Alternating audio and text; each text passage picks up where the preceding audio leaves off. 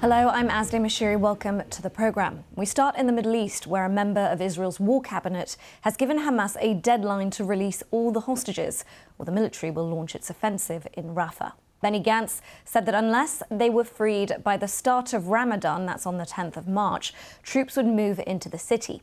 Now, Rafah is currently overcrowded, with at least 1.4 million Palestinians sheltering there.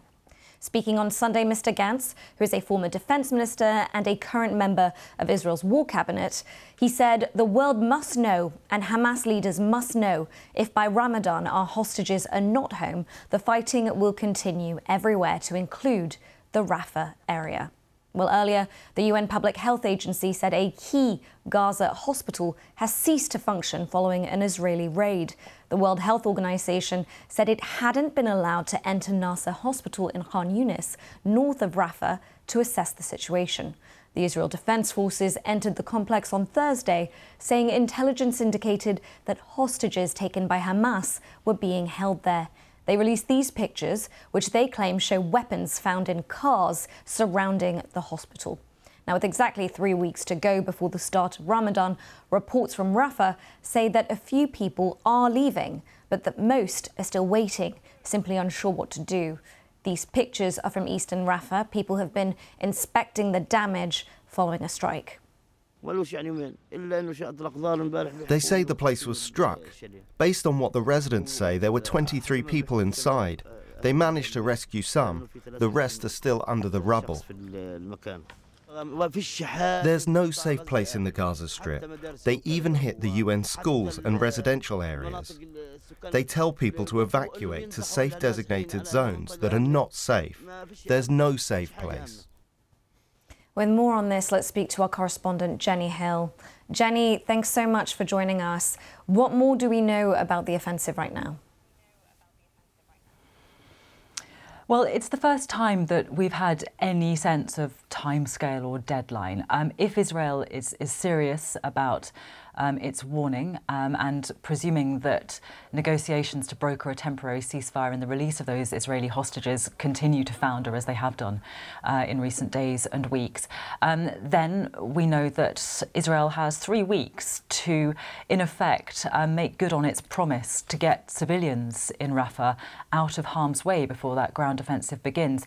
Now, Israel has not published any kind of detailed plan as to how it intends to make sure that those displaced civilians can be moved to safety. There are very limited options for them. You mentioned that some people have been trying to leave. We've seen convoys in recent days trying to get out of Rafah. There aren't many places for people to go. Some could head north or west to areas of open ground where there are no facilities, no access to any kind of infrastructure.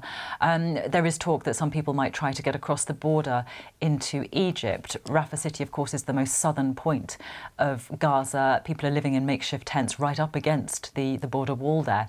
In recent days, there have been reports that Egypt looks to be building some kind of walled enclosure on its side of the border, which some believe might be a kind of facility for taking in refugees, but that's been publicly denied by the Egyptian authorities, who say that they are not making any such preparations. So there's mounting international concern about the safety of the people who've been displaced several times over in most cases and are now living down on Gaza's southernmost tip. That pressure coming most notably from Israel's closest ally, the US.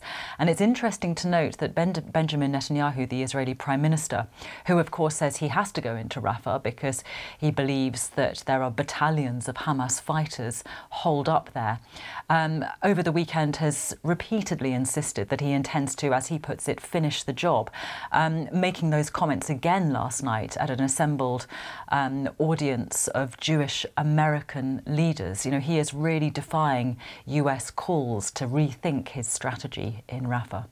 And Jenny, we've obviously talked about this threat from Israel, but what do we know about any progress when it comes to diplomatic negotiations?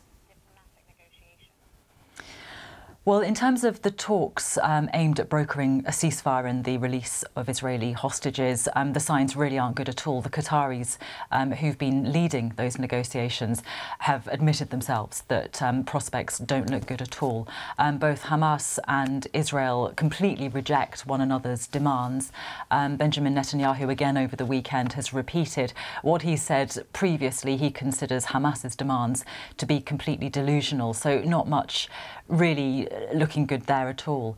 And actually, if you look sort of to the wider context as well, over the weekend, Benjamin Netanyahu's war cabinet has completely rejected the idea of what they describe as the unilateral creation of a Palestinian state. That's something that Western allies were starting to talk about as a potential longer-term settlement, whereby Saudi would normalise its relations with Israel.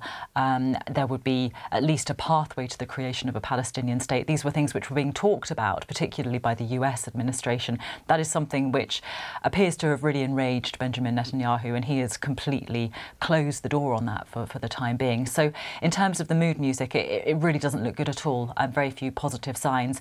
And that means that, you know, for those 1.5 million displaced civilians stuck in Rafah, the mood is one of great fear right now. All right. Jenny, thank you so much for that update.